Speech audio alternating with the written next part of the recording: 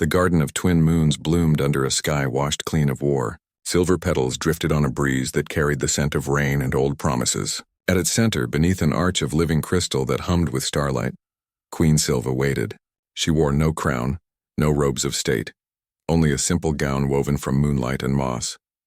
Her hands were clasped, but her fingers trembled.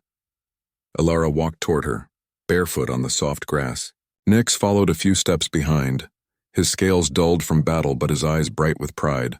He would not speak, but his presence was a vow in itself. The court of elves stood in silence along the garden paths. Elders, warriors, weavers of light, all watching the human woman who had faced the void and sung it into stillness. Beyond the veil, the human fleet lingered, not as invaders, but as witnesses. Captain May Torres stood at the edge of the garden, arms crossed, smiling through tears. Alara stopped before Silva. The queen looked at her not as a reincarnated soul, not as a weapon, not as a symbol, but as Alara. Just Alara. The woman who whispered truths in quiet labs, who loved a dragon more than safety, who chose a world not her own because it needed her. You stood when others would have run, Silva said in thought speech. You sang when others would have screamed. You loved when others would have doubted. Alara swallowed. I only did what felt right. That is the rarest magic of all. Silva took a slow breath. Then she turned fully to face her, her galaxy eyes holding Alara's gaze without flinching. The words she had left unfinished weeks ago hung between them like a star waiting to be born. My answer is, yes, not as a duty, not as a debt, but as a choice, as an equal, as a partner. Alara's breath caught. She had expected ceremony, conditions, tests. Not this. Simple, clear, and full of trust. Yes to what? She asked softly, though she already knew. To everything, Silva replied. To the bond. To the life. To the love that crossed time and species and stars. If you still mean it. Alara looked around. At the healed city. At Nyx's steady presence. At the human ships glowing like fireflies in the distance. She thought of Lyra's sacrifice. Of the child lost and now found in memory. Of the song that saved them all. But most of all, she thought of the quiet moments. Silva bringing her water. Nyx warming her nights the way the queen's hand had shaken when she thought no one saw. I do, Alara said, more than anything. A soft chime rang through the garden. The crystal arch above them bloomed with light, weaving strands of silver and gold around their hands as they reached for each other. It was not a ring, not a chain, but a living thread, pulsing with the same rhythm as their hearts. The elves bowed, not in submission but in honor. Nyx stepped forward and placed his great head between them, his breath warm and steady. Silva smiled and rested her hand on his snout. You are part of this too, old friend, our family. From the edge of the garden, Captain May let out a whoop. The other humans cheered, some crying, some laughing, all stunned that love could be this big, this strange, this strong. But the moment was not just celebration. It was beginning. In the days that followed, the veil opened, not fully, not to all, but enough. Human engineers worked with elven weavers to build bridges of light and steel. Doctors shared knowledge with healers who mended wounds with song. Children from both worlds played in the crystal gardens, teaching each other words in languages that had never touched before. Alara did not become a queen in name, but in deed. She walked between worlds, translating not just words, but hearts. Silva ruled with a lighter step, no longer alone in her grief. And Nyx? He became legend, the dragon who guarded the gate between stars, who slept curled around the garden like a living wall of loyalty. One evening, as the twin moons rose, Alara sat with Silva on the highest balcony of the city. Nyx lay below, his wings spread like a blanket over the sleeping plaza. Do you ever miss your old life? Silva asked. Alara thought of the outpost Viridia, of quiet nights with only glyphs and stars for company. Sometimes, she said, but that life led me here. And I wouldn't trade this for anything. Silva leaned her head on Alara's shoulder. Neither would I. Far away on 100 human worlds the story spread, not as a myth but as truth. They told how one quiet woman and her dragon answered a whisper from the dark. How she stood against the end of light and said, not today. How she loved an alien queen not for power, but for her heart. And in every telling the ending was the same. I whispered, I'd love to marry her more than anything. The alien queen turned and said, my answer is, yes, it was not the end of danger. The Drakthar still lurked in the deep void. Other threats would rise. But now 2 people stood together, short-lived and ancient, loud and quiet, human and elf, bound not by blood, but by choice, and sometimes choice was stronger than fate. Nyx lifted his head, sensing something in the wind. Not danger, just change. The kind that comes after storm. Alara stood and walked to the edge of the balcony. She looked out at the stars, not as a linguist decoding signals, but as someone who belonged among them. She was home. And for the first time in 1,000 lifetimes, she was whole. The days after the spire's destruction were quiet but not peaceful. The Silver City healed slowly, its crystal towers mending like broken bones, knitting back together.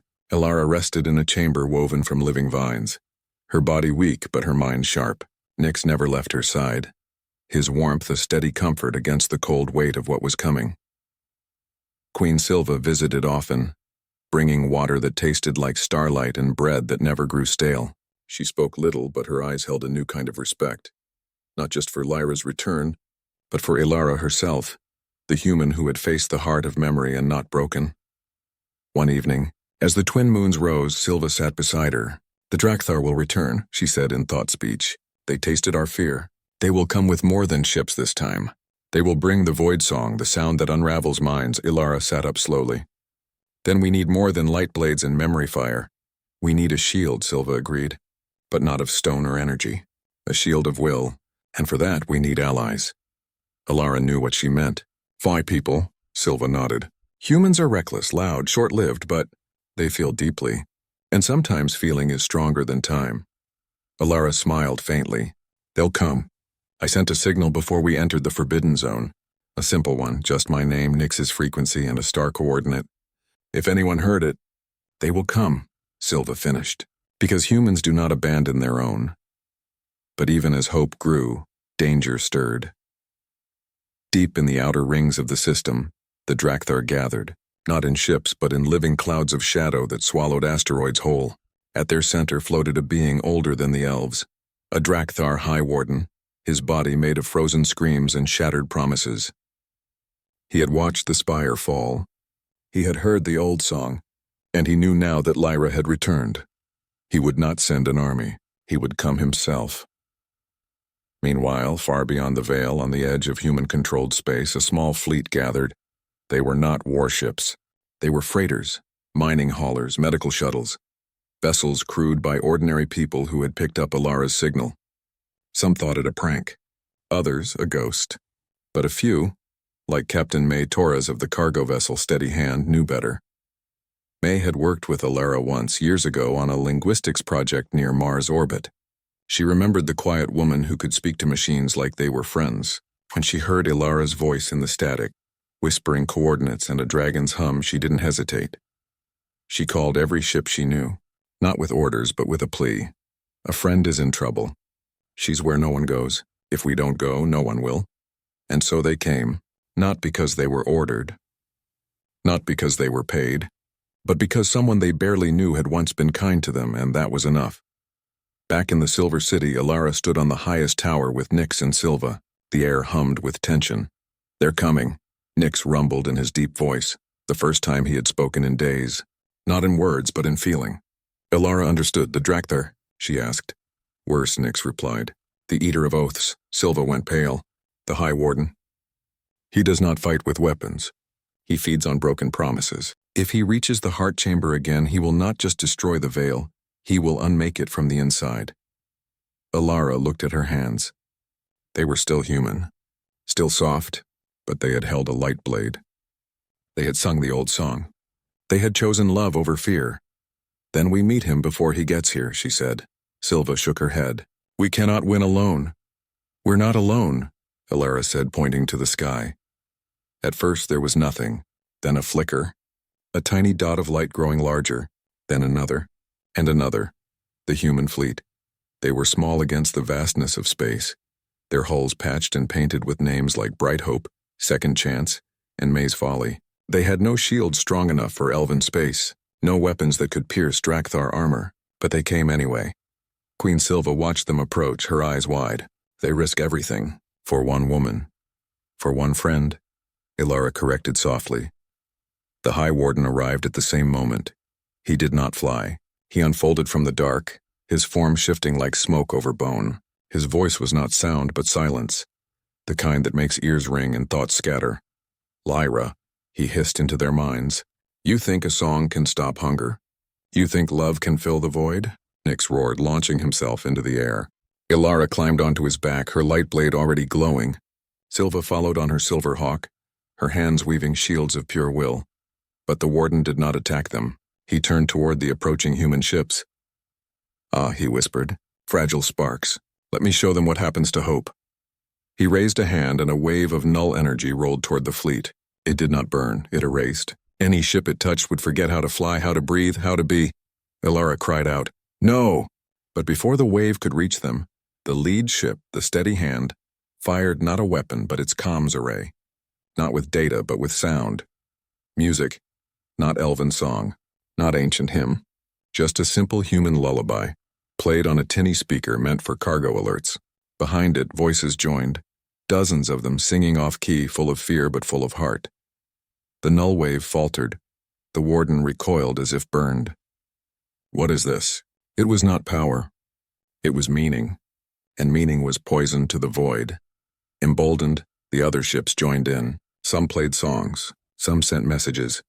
"We're here, Ilara. Nyx, you big lizard, hold on. We got your back." One even broadcast a recipe for apple pie, because as the cook said, everyone fights better on dessert. The warden screamed, a sound that cracked the sky. Ilara saw her chance. "Nyx, now!" Nyx dove not with fire but with truth. As they flew, Ilara sang the old song again, but this time she wove human voices into it. The lullaby, the recipe, the laughter of friends. The song became something new, neither elven nor human, but both. The warden tried to flee, but the combined will of the fleet and the city held him in place. Silva struck with a blade of pure starlight, cutting through his shadow flesh. Nyx bit down on his core, his teeth glowing with memory fire.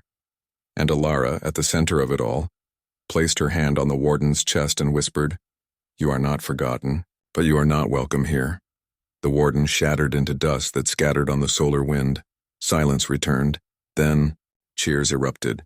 From the human ships, from the elven towers, from Nyx's proud roar. Queen Silva landed beside Ilara, tears in her eyes. "You did not just save us," she said. "You showed us that courage is not about age or power. It is about showing up." Ilara looked at the small fleet hovering at the edge of the veil. They had no idea what they had just done. They had faced cosmic horror with lullabies and pie recipes and won. That was humanity. Messy, loud, beautiful.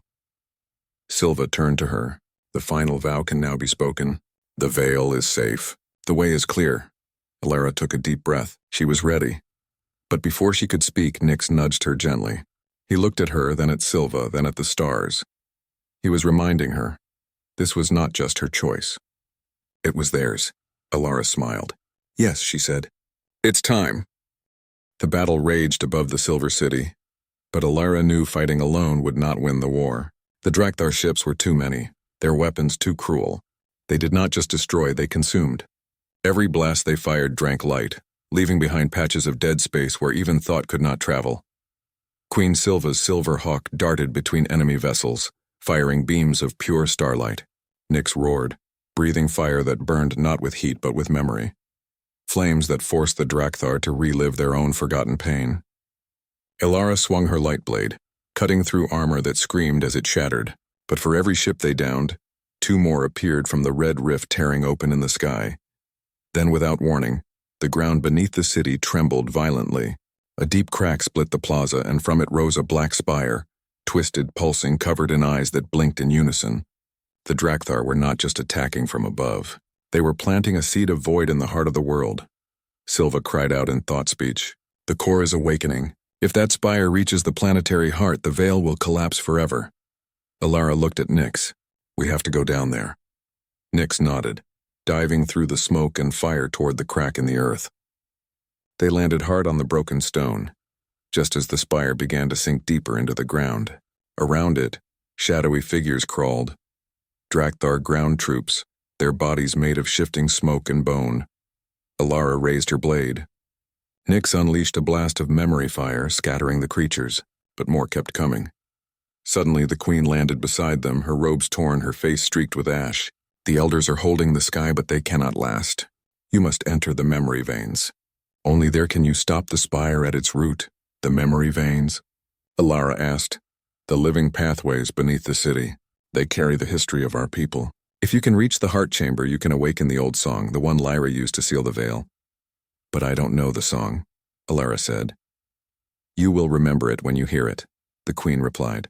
But beware. The veins are not just tunnels. They are tests. Each chamber will show you a piece of Lyra's life, and each will demand a choice. Alara looked at the spire. It had sunk halfway into the earth. Time was running out. I'll go, she said. Nick stepped forward, but Silva shook her head. The veins reject non-elven minds. Only your soul may pass. He must stay and guard the entrance. Alara turned to her dragon. His golden eyes held fear, not for himself but for her. She placed a hand on his snout. I'll come back. I promise. Nyx rumbled low, then bowed his head. Alara followed the queen to a hidden archway covered in vines of glowing moss. Silva pressed her palm to the stone and it melted away, revealing a tunnel that pulsed with soft blue light. Go, the queen said, and trust your heart more than your mind. Alara stepped inside. The air changed instantly. It was warm, thick with the scent of rain and old books. The walls were not stone, but living tissue, lined with veins that glowed brighter as she walked. Ahead, a chamber opened. The first memory hit her like a wave. She stood in a garden of crystal flowers that chimed in the wind. A young Lyra, no older than 10, knelt beside a wounded bird with broken wings. An elder elf watched from a distance. You cannot save it, the elder said. Let it go. But Lyra wrapped the bird in her scarf and whispered to it. Hours passed. The bird did not heal, but it stopped trembling. It looked at her with trust. Alara felt the memory's weight. This was not about fixing. It was about presence. The chamber shifted. The walls asked without words, will you stay with what is broken even if you cannot fix it? Alara placed her hand on the wall. Yes. The path ahead lit up. She walked deeper. The second chamber showed Lyra as a young woman, standing before the Council of Elders. They demanded she marry a powerful warlord to secure an alliance. But Lyra refused. She loved Silva and would not trade her heart for peace. You risk war? The head elder warned. Then let it come, Lyra replied. I will not lie to live. Alara felt the courage in those words. It was not pride. It was truth. The chamber asked, will you choose love over safety? Alara did not hesitate. Always. The path glowed brighter. The third chamber was darker. Lyra stood alone in a ruined temple, holding the body of a friend lost in battle. She wept, but then she sang, a soft, wordless melody that made the broken stones rise and form a memorial. Grief did not break her. It shaped her. The chamber asked, will you let loss turn you to stone or to song? Alara closed her eyes. She thought of all the people she had lost, her parents, her home, the life she left behind on Viridia. I choose song, she whispered. The ground shook. The spire above was sinking faster. She ran now deeper into the veins. The next chamber was the hardest. Lyra stood at the edge of the veil, holding her daughter. Silva begged her to run. But Lyra knew, if she left, the seal would fail. If she stayed, she would die. The memory showed her choice in slow motion.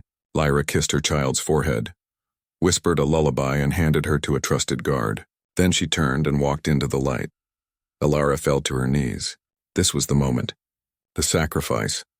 The chamber asked, will you give what you love most to save what you cannot see? Tears streamed down her face. She thought of Nyx, of Silva, of the child she had never met but already loved. Yes, she sobbed. I will. The walls of the chamber dissolved. Before her stood the heart chamber, a vast open space where a single tree grew from the center of the world. Its roots pulsed with light. Its branches reached into the sky above, even through miles of rock. This was the source. The old song lived here. Alara approached the tree. As she touched its bark, music filled her mind, not notes, but feelings. Joy, sorrow, hope, loss, love that never ended. She opened her mouth, and without knowing the words, she began to sing. The song was not human. It was older than language. It spoke of stars being born, of oceans forming, of two souls meeting across time. As she sang, the tree glowed brighter. Roots shot out, wrapping around the black spire far above, tearing it apart from within. On the surface, Nyx and Silva watched in awe as the spire cracked, then shattered into dust. The red rift in the sky flickered, then closed with a sound like a sigh. But Alara did not stop singing. Deep in the heart chamber, shadows gathered. The Drakthar had sent one last weapon, not a ship, not a soldier, but a memory thief. A creature made of doubt.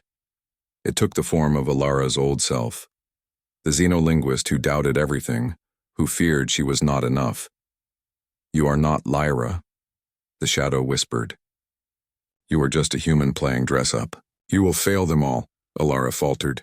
The song wavered, the tree dimmed. "No," she thought. "I am both. I am Alara who loves Nyx. I am Lyra who loved Silva. And that is enough." She sang louder. The shadow screamed and dissolved. The song reached its peak. Light exploded from the heart chamber, racing through every vein, every root, every stone of the city. The silver mist thickened, then hardened into a new shield, stronger than before. Exhausted, Alara collapsed at the base of the tree. When she opened her eyes, she was back at the entrance. Nyx was there, licking her face. Silva knelt beside her, tears in her eyes. "You did it," the queen said. "Did I?" Alara whispered. "The Drakthar are gone, for now, but they will return. And when they do, we will be ready." Alara looked up at the sky. It was clear now. The stars shone bright. Then she remembered something. During the song, she had seen a vision, not of the past but of the future. Human ships, small and brave, arriving at the edge of the forbidden zone. Drawn by her signal. Drawn by hope. "They're coming," she said. "Who?" Silva asked. "My people," Silva smiled. "Then let them come. Perhaps humanity is not as fragile as we thought." Nyx nudged Alara to her feet. She was weak but alive, and for the first time she felt whole, not torn between two lives but woven from both. The trial of echoes was over, but the war had just begun. Dawn came not with sunlight but with a soft silver glow that rose from the ground itself. The ruins of the elven city shimmered as if waking from a long sleep. Alara stood at the edge of the plaza, wrapped in a thin cloak the queen had given her, woven from starlight threads that warmed without weight. Nyx lay nearby, his eyes half closed but his ears twitching at every sound. He had not slept. Dragons did not trust strange places easily. Queen Silva appeared as the glow brightened. She wore no crown, yet her presence filled the space like gravity. Behind her walked 3 elven elders, their faces lined with time, their robes dark as void.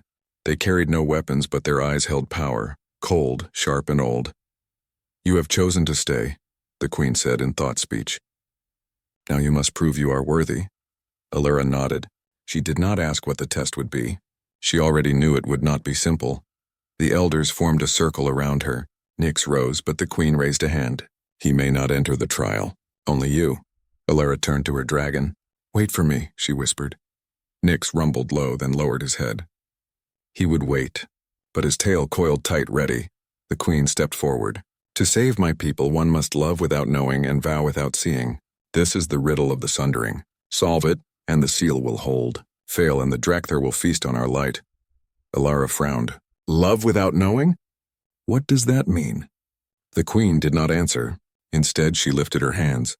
The air between them twisted, and a mirror of liquid light formed. In it, Alara saw herself, but not as she was. This version wore elven robes, her hair longer, her eyes glowing faintly blue. Beside her stood a man with silver hair and kind eyes. They held hands beneath a tree that bore fruit like tiny stars. "That was you," the queen said. "Lyra of the twin moons, my sister, my heart." Alara's breath caught. "I was your sister?" "Not just sister. Consort, soul-bound. When the Drakthar came, she gave her life to lock the veil. But her soul did not fade. It scattered across time, waiting to return." Alara looked at the image, then at the queen. "So you think I'm her?" "I know you are, but your human mind forgets. The trial will awaken what sleeps inside you." Before Alara could speak again, the elders began to chant. Their voices wove together like threads of sound rising into the sky. The ground beneath her feet turned soft, then liquid. She sank, not into darkness but into memory. Suddenly she was not on the plaza anymore. She stood in a grand hall of crystal and light. Music played from floating instruments. Elves danced in flowing robes, their laughter like wind chimes. And there, across the room, stood Queen Silva. younger, smiling, holding a goblet of star wine. She looked at Alara and beckoned. This was a memory, not hers but Lyra's. Alara walked forward, her body moving as if guided. She reached Silva and without thinking kissed her cheek. The queen blushed, a rare sight. "You always do that when you're nervous," Silva said in the memory. "I'm not nervous," Lyra replied, "just happy." Then the scene shifted. War drums echoed. Smoke filled the sky. The Drakthar, tall, armored beings with eyes like burning coals, stormed the city. Lyra stood on a balcony, holding a child wrapped in white cloth. Silva ran to her, bleeding from a wound on her arm. "Take her and run," Silva begged. "Save our daughter." "I won't leave you," Lyra said. "You must. The veil needs a key, and only your love can forge it." Tears fell from Lyra's eyes as she kissed Silva one last time. Then she turned and fled into the stars. Alara gasped as the memory released her. She was back in the plaza, on her knees, tears on her face. Nyx whined softly but could not approach. The queen watched her. "Do you remember now?" "Some of it," Alara whispered. "But it's like a dream, fading. That is why the trial is needed. You must face the heart of the riddle, not as Lyra, not as Alara, but as both." The queen led her to a narrow path that wound down into the earth.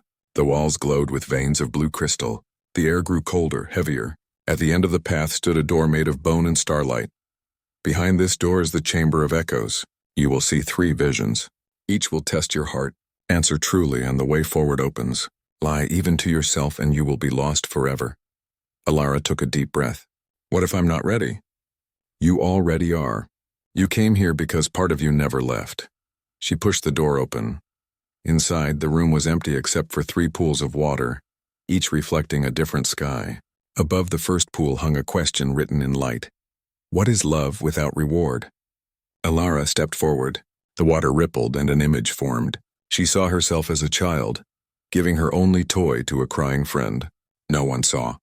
No one thanked her. But she felt warm inside. "Love is giving even when no one knows," she said aloud. The pool glowed bright. She moved to the second pool. The question above it read, "What is sacrifice without glory?" The water showed her Lyra standing at the edge of the veil, placing her hands on the great seal. She knew she would die. No songs would be sung of her. No statues raised. Yet she smiled as the light consumed her. "Sacrifice is doing what is right even when no one will remember your name," Ilara said. The second pool lit up. Now the third pool. The question shimmered. "What is a vow without proof?" The water showed her and Silva in the present, standing under the silver mist. Silva asked her to stay, to fight, to bind her soul again to this world. But there was no promise of victory. No guarantee they would survive. Ilara closed her eyes. She thought of Nyx waiting above, of the human ships light years away, unaware of this hidden war. Of the child in the memory, lost alone. "A vow is choosing someone even when you cannot see the end," she said softly. The third pool blazed with light. The floor trembled. The walls parted, revealing a staircase leading upward. "You have passed?" The queen's voice echoed from above. Ilara climbed, her legs weak but her mind clear. When she reached the top, she found herself on a high tower overlooking the entire city. Silva stood there, her back to the horizon. "You spoke the truth," the queen said. "But the hardest part remains. What is it?" Ilara asked. "The vow must be spoken not in memory, but in truth. Here. Now. To me." Ilara's heart pounded. She looked at Silva, the sorrow in her eyes, the hope barely hidden beneath. She thought of everything she had seen, everything she had felt. It wasn't just duty. It wasn't just destiny. It was something deeper. She took a step forward. "I'd love to marry her more than anything," she whispered. The words hung in the air like a bell's final note. The queen turned slowly. Her eyes searched Ilara's face as if looking for doubt, for hesitation, but there was none. The court of elves, who had gathered silently on the lower levels, froze. Even the wind seemed to stop. Silva's lips parted. Her voice, when it came, was soft but clear. "My answer is..." "Wait," Ilara blinked. "Wait? Not yet," the queen said. "The bond cannot be sealed until the Drakthar are driven back, until the veil is safe, until you prove not just your heart, but your strength. But know this, I believe you, and I will wait for you." Relief and disappointment warred in Ilara's chest, but she nodded. "Then I'll fight." As if on cue, a deep roar echoed from the edge of the city. Red light flared in the sky. The Drakthar had breached the outer veil. Nyx's wings snapped open as he landed beside the tower, his scales bristling. He had heard the roar too. The queen turned to Ilara. The trial of echoes is done. Now begins the trial of fire. She raised her hand. The ground shook. From the ruins rose weapons. Not swords or guns, but living blades of light humming with ancient power. One floated toward Ilara. Take it. It will answer to your will, not your strength. Ilara grasped the hilt. Warmth spread through her arm. The blade pulsed like a heartbeat. Below, the first Drakthar ships descended, black jagged things that blotted out the stars. Their engines screamed like dying beasts. Nyx growled, smoke curling from his nostrils. Ilara climbed onto his back without a word. The queen leapt onto a great silver hawk that appeared from the mist, its eyes blazing with starlight. Together they rose to meet the enemy. As they flew, Ilara looked down at the city, the home she had never known but somehow remembered. She thought of the child in the vision, of Silva's lonely reign, of the love that had spanned lifetimes. She was not just Ilara Voss xenolinguist, she was Lyra reborn, and this was her war. Nyx banked hard as energy bolts streaked past them. Ilara raised her light blade. It flared bright, cutting through the dark. The battle had begun, but even in the chaos, one thought stayed with her.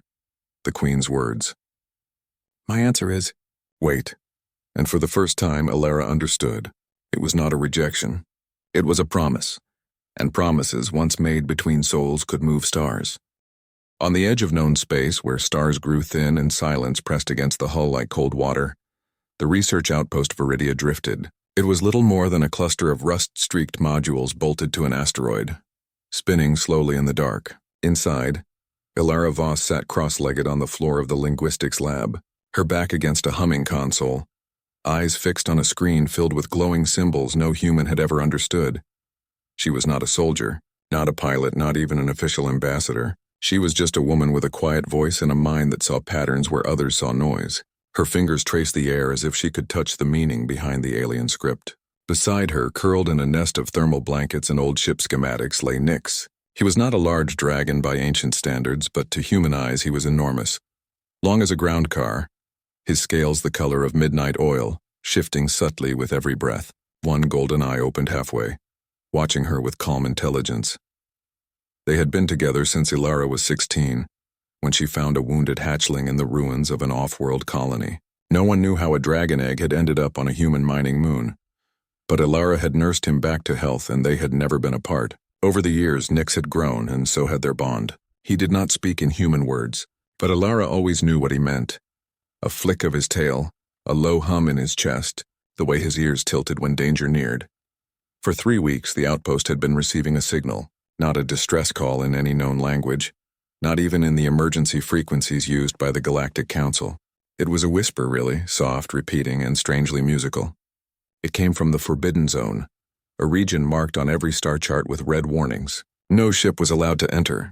The Council claimed it was unstable space, full of gravitational anomalies and dead zones. But Ilara had listened to the signal every night, and it didn't sound broken. It sounded waiting. The other researchers dismissed it as cosmic static or a glitch in the old antenna array, but Ilara knew better. The pattern matched fragments she had found in ancient elven ruins that predated human civilization by thousands of years. The elves were not myth, they were real, though no one had seen one in centuries. They had vanished long before humanity reached the stars, leaving behind only ghost cities and half-erased carvings. One evening, as the station's lights dimmed for night cycle, Ilara made her decision. She packed a small satchel, rations, a portable translator, a datapad loaded with every elven glyph she had ever collected. She didn't tell anyone. If she was wrong, she would be court-martialed. If she was right, well, she didn't know what would happen. But the whisper in the signal felt like a name, her name. Nyx stood as she approached, his wings folding neatly against his back. He didn't question her. He never did. He simply lowered his head so she could climb onto his shoulders. She wrapped her arms around the base of his horns, and with a powerful leap, he launched them both through the airlock into the void. Space opened around them like a black ocean. Nyx's wings, though useless in atmosphereless vacuum, were not for flying through air. but through the thin currents of quantum foam that threaded the cosmos. He rode these invisible tides like a bird on wind, his body shielded by a natural energy field that shimmered faintly blue. Ilara held on tight, her heart pounding not from fear but from something deeper, recognition. They traveled for 2 days. The signal grew stronger, clearer. It wasn't just sound now. It was images, emotions, memories that weren't hers. She saw silver forests under twin suns, towers that spiraled into clouds, and a woman with eyes like swirling galaxies. The woman looked at her not with suspicion but with sorrow and hope. Finally they arrived. Before them hung a planet wrapped in silver mist, its surface hidden beneath a veil that shimmered like liquid mercury. Orbiting it was a shattered moon, broken into 3 large pieces held together by some unseen force. From the cracks in the moon pulsed a soft rhythmic light, the source of the signal. Nick circled once, then dove. As they passed through the mist, the air thickened. Gravity returned, gentle but firm. They landed on a plateau of black stone, smooth as glass, etched with glowing runes that flared to life at their approach. The ruins rose around them, tall, elegant structures that seemed grown rather than built, their walls woven from living crystal and starlight. And there, at the center of the plaza, sat a throne. It was not made of gold or steel, but of something that shifted between solid and light. Upon it sat a woman. She was tall, slender, her skin pale as moonstone, her hair a cascade of silver that moved as if underwater. Her ears tapered to delicate points, and her eyes, those eyes, held entire galaxies within them. She wore robes that shimmered with constellations, and at her feet coiled serpents made of pure energy, watching Ilara with unblinking focus. This was Queen Silva. She did not stand.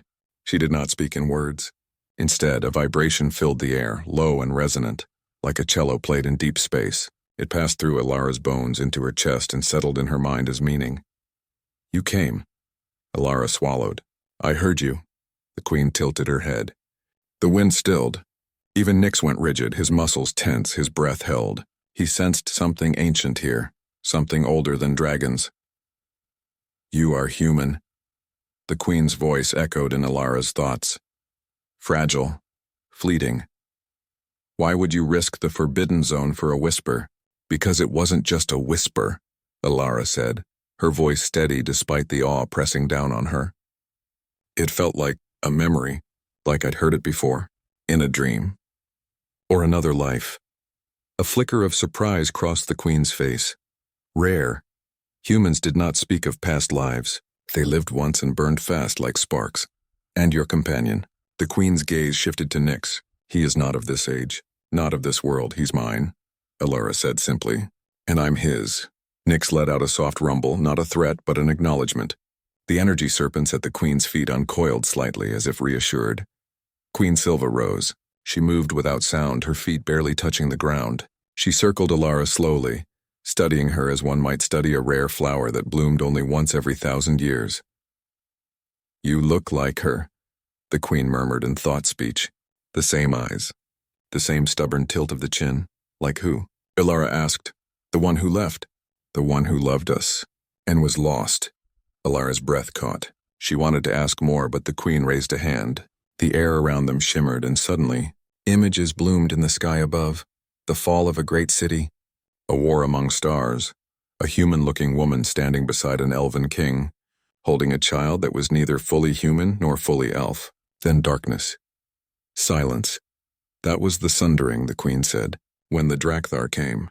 When light and shadow tore the galaxy apart, we sealed this world away to survive. But the seal is weakening. And the Drakthar stir again." Ilara looked at Nyx. He met her eyes and gave a slow nod. He knew what she was thinking. "What do you need from me?" she asked. The queen stopped before her. For the first time, her expression softened. Not into kindness, but into something deeper. Longing. "I need someone who remembers how to love without fear. Someone who can bridge what was broken. But the path is dangerous. It may cost you everything. Your life, your mind, your bond with your dragon." Ilara glanced at Nyx. He pressed his forehead gently against her shoulder. A gesture only they understood. It meant, "I go where you go." "I'm not afraid," Ilara said. The queen studied her for a long moment. Then very softly she spoke aloud. Not in thought, but in a voice like wind through crystal chimes. You said you heard a whisper, but it was not mine. It was hers. The one you were, and she is calling you home. Alara felt a chill that had nothing to do with the cold air. She had no proof of reincarnation, no scientific data. But deep in her gut, in the place where instinct lived, she knew it was true. The dreams, the déjà vu, the way elven glyphs felt familiar on her tongue. It all made sense now. Before she could respond, the ground trembled. Far in the distance, beyond the mist, a red light pulsed once, twice, like a heartbeat. The Drakthar, the queen whispered. They have found the veil. Nick spread his wings, a low growl rumbling in his chest. Alara stepped forward, placing herself between the queen and the direction of the threat. What do we do? She asked. The queen looked at her, really looked at her as if seeing not just the woman before her, but the soul beneath. You must choose, Alara Voss. Stay and face what is coming, or leave now and forget you ever saw this place. Alara didn't hesitate. I stay. A faint smile touched the queen's lips. Then she turned and walked toward the largest ruin, its doors opening as she approached. Follow me, she said. The trial begins at dawn. As they walked, Alara glanced back at the sky. The red pulse had grown stronger. Somewhere out there, something ancient and hungry was waking. But for the first time in her life, Alara didn't feel alone. She had Nyx at her side, a mystery unfolding before her, and a whisper in her blood that said, "This is where you belong." And so, under the watchful eyes of dead stars and living ruins, the human woman and her dragon stepped into the heart of the Elven Empire, ready for whatever came next.